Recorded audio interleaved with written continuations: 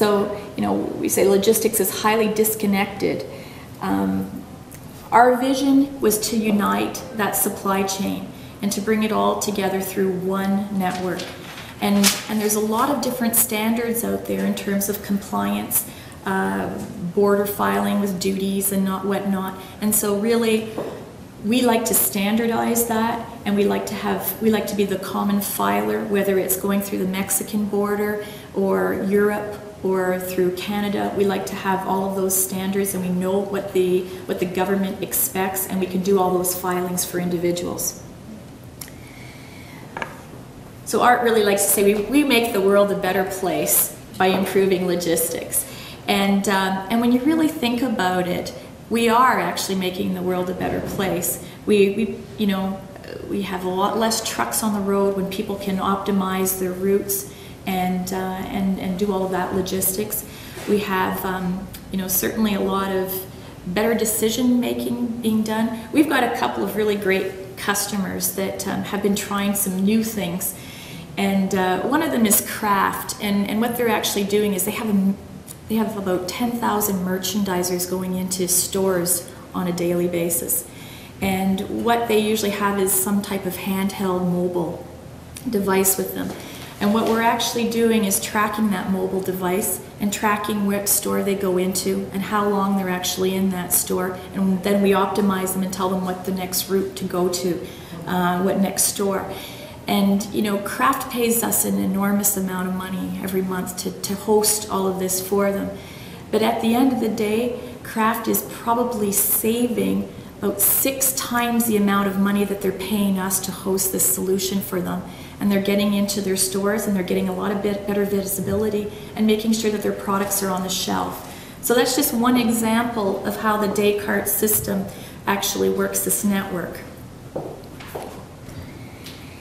As I said earlier, we're the federated global logistics, so we have everybody connected. So if you're sending a message, if you're sending a parcel and you want to send it first by plane and then it's going to get to some type of transport, we will handle that message. We will do your customs filing at any border that you cross, and then make sure that that message is then delivered over to the trucker who's going to pick up that one. And there's all kinds of message statuses that are out there in the industry. But the information that's really relevant for us is to making sure that they know what the content is, who the driver is, and making sure that nothing has happened to that content from point A to point B. We also have a lot of stuff with the borders in the U.S. where if anything is going on the planes, on the cargo parts, the bellies of those planes, we want to make sure that they get an advance notification of a manifest at least 24 hours in advance, so that they can kind of sift through that information and decide on their own whether or not that's cargo that's appropriate for a plane or not. So we are really trying to make our borders a lot safer.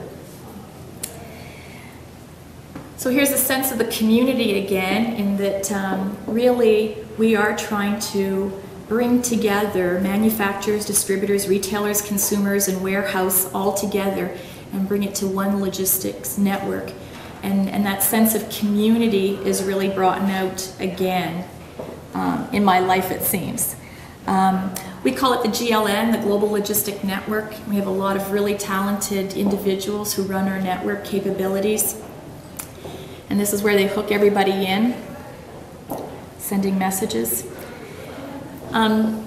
Just lastly, in terms of, that's the concluding on Descartes, but in terms of just giving back, and I mentioned earlier about life after Laurier. Well, Laurier is still not done for me. I joined the external board, as Dr. Elliott had pointed out, and I was their chairman for the first year. And really it's to raise awareness of science faculty and make sure that individuals know that, that there's a lot of really great job prospects that are available to you just because you've graduated from here.